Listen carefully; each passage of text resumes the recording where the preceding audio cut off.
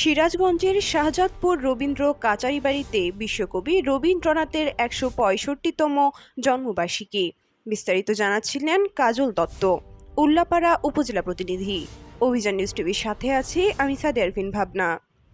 বিশ্বকবি রবীন্দ্রনাথ ঠাকুরের ১৬৫তম জন্মবার্ষিকী উপলক্ষে সিরাজগঞ্জের শাহজাদপুর রবীন্দ্র কাচারীবাড়িতে ৩ দিন ব্যাপী আয়োজিত অনুষ্ঠানমালার শুভ উদ্বোধন করেন বাংলাদেশ সরকারের স্বাস্থ্য ও পরিবার পরিকল্পনা মন্ত্রণালয়ের মাননীয় প্রতিমন্ত্রী ডাক্তার এম ই মুহিত।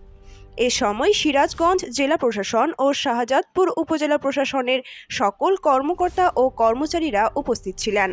আজ 2 দিন চলেছে সাংস্কৃতিক অনুষ্ঠান।